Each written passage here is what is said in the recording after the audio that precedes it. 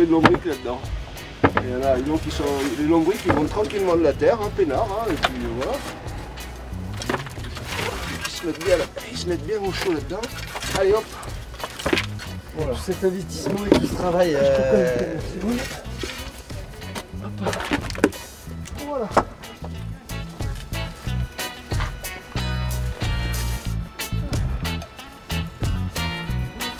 Alors qu'est-ce que c'est le composteur? C'est toi le maître composteur là, ici. Qu'est-ce que c'est? Tu veux une explication technique ou quoi? Donc c'est quelque chose qui a commencé en 2012 par la MAP, donc à la Bonne Franquette. Donc l'idée était dans l'air depuis un moment, et puis en 2012 on a eu l'adresse des compostiers, donc ça tu peux noter compostier, demander à Frédéric après par la suite ce que c'est. Donc c'est une association qui nous a bien aidé, qui a balisé vraiment le terrain, qui a intervenu auprès du Grand Lyon pour avoir des subventions, parce que ça coûte quand même tout compris 2 à 3 000 euros je crois. Le matériel, plus la formation des référents, plus la communication, etc. Donc maître composteur, c'est pouvoir effectivement diagnostiquer et accompagner l'évolution du compost et d'accompagner les habitants dans leur gestion et l'autonomie du composteur. Voilà. Il y a aussi toute la partie sensibilisation qui est, pour le coup, moi, que je trouve intéressante, d'avoir ce contact aussi avec les habitants et de transmettre de l'information, de répondre aux questions, aux freins et aux interrogations, et voilà, pour que petit à petit, voilà, tout ce qui peut nous bloquer par rapport aux déchets, par rapport à la vision qu'on a des déchets, ça se transforme et qu'on prenne conscience que ces déchets-là, justement, ça peut être valorisé, et en se décomposant, ça devient, entre guillemets, ce qu'on appelle l'or brun. Faut que ce soit à plat, quoi. C'est ça? Il faut tout mettre à plat. D'accord. Et si tu vois des étiquettes, des bouts de plastique, il faut les enlever. D'accord. Ah, je pense que j'ai pas la meilleure vue pour ça.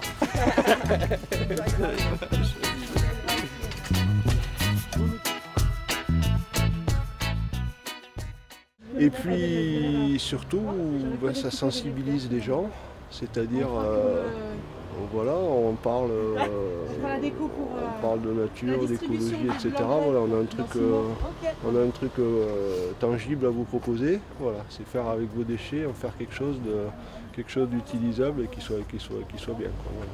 Ce qu'il y a d'intéressant par rapport au compost, c'est qu'à la fois, ça touche plein de domaines. C'est qu'à la fois, ça touche effectivement l'environnement, c'est-à-dire valoriser ses déchets, mais ça permet aussi le lien social et le fait que les gens puissent se retrouver, voilà, comme aujourd'hui, de partager un moment, ils ne se connaissent pas forcément, et c'est de la rencontre, quoi, au sein des résidences ou au sein du quartier. Il y a carrément, vous avez vu, non, la société qui est venue, comment ils s'appellent, avec leur camion qui aspire, là, entre les doigts. ils sont venus là. Hein.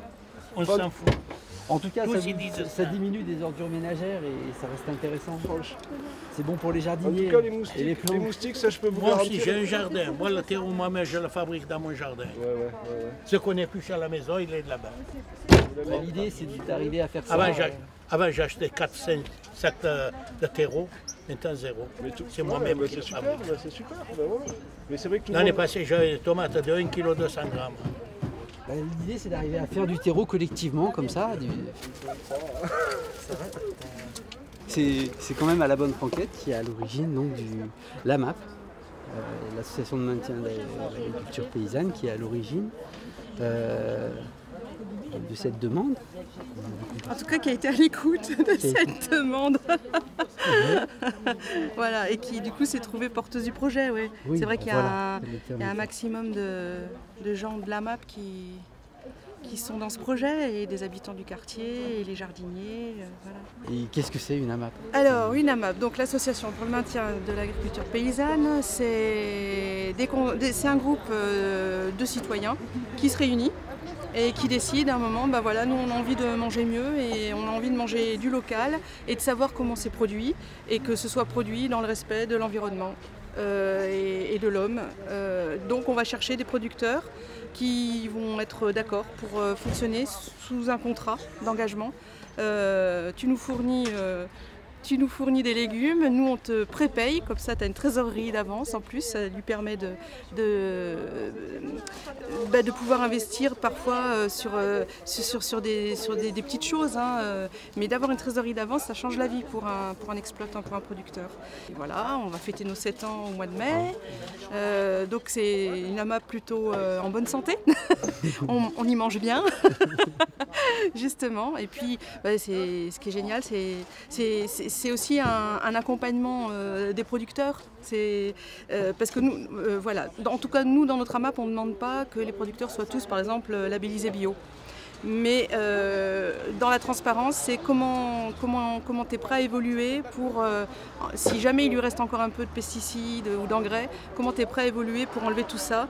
Voilà. Donc on est plus dans une démarche un peu d'accompagnement, j'ai envie de dire, et d'évolution des mentalités. C'est pour ça que le compost, c'est pile là-dedans.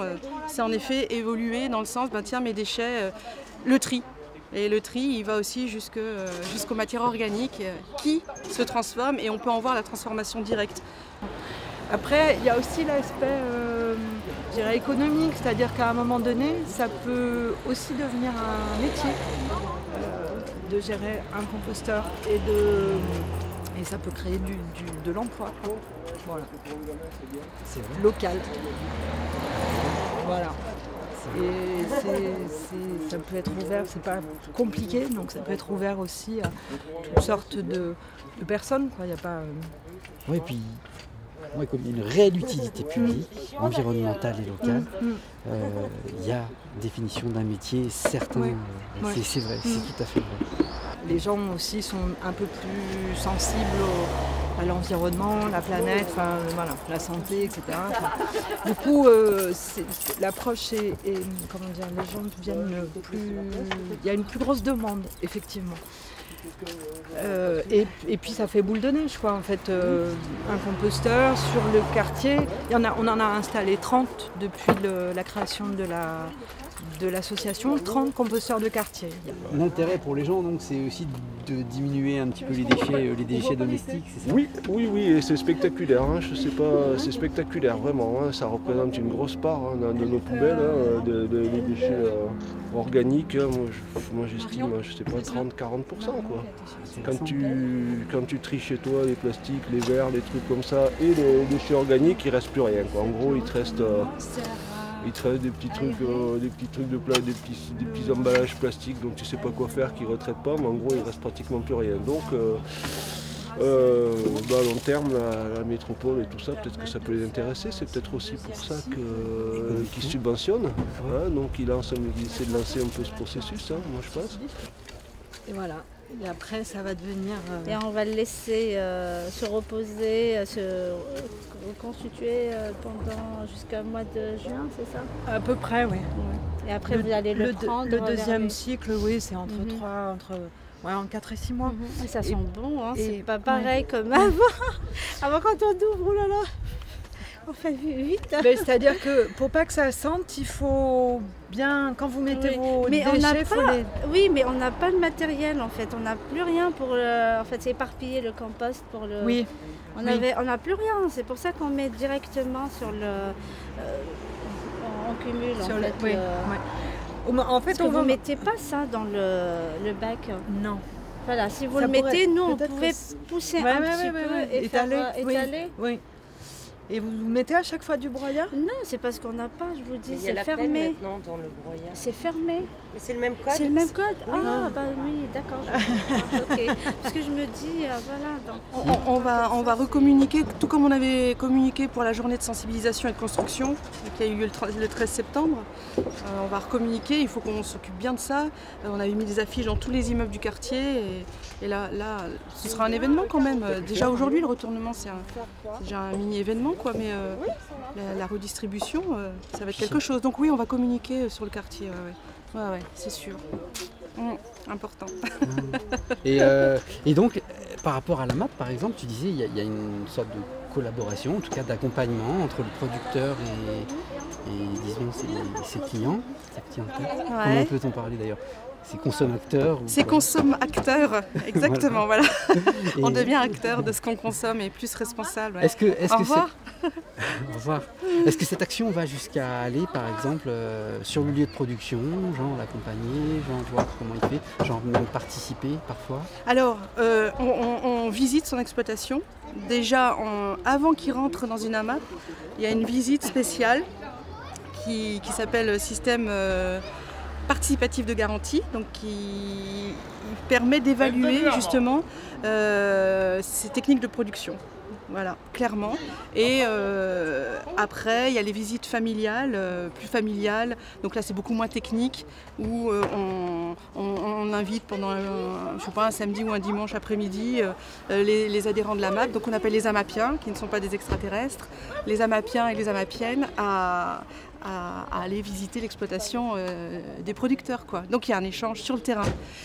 Après, donc, on peut participer à quelques activités pédagogiques sur les fermes, autour d'un ramassage, une cueillette, voilà. Mais on se rencontre sur leur site, ouais, aussi. C'est important d'aller vers eux, quoi. Ils viennent vers nous, ils viennent dans la ville, il faut qu'on aille vers eux. Alors bon, il faut toujours remuer la marmite pour qu'il y ait des participants. La mobilisation dans les associations, il faut toujours remuer la marmite, quoi, voilà.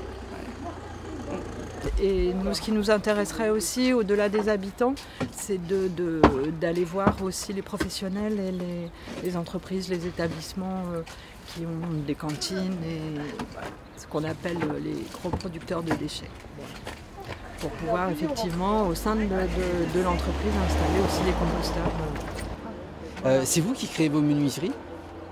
Alors on travaille avec une entreprise d'insertion économique, avec un atelier d'insertion, une menuiserie qui est dans le 9e, qui s'appelle la menuiserie des Deux Amants. C'est joli, non? Très joli. Et voilà, donc on travaille avec eux. Ils font ce sont des mini-séries, on va dire. Voilà. On a mis en place, enfin on a travaillé Là aussi, création d'emplois. Ben oui, voilà. Ça a du sens. Ça crée du lien social, de la solidarité Voilà. par Voilà. l'emploi et l'insertion économique. On essaye. C'est vraiment à la croisée de beaucoup d'utilités publiques. Et puis centré sur l'alimentation. C'est quand la fête pour l'engrais? C'est septembre? C'est prévu quand, Frédéric? À peu près Non mais c'est combien de temps il faut pour que ça... Pour la maturation. 4 mois? On est quand là? 4-5. Donc ce sera sur Ah non, juin. début Ah oui, début. juillet. Enfin, ouais, oui. C'est l'été quoi. Enfin, c'est l'été. Pendant l'été.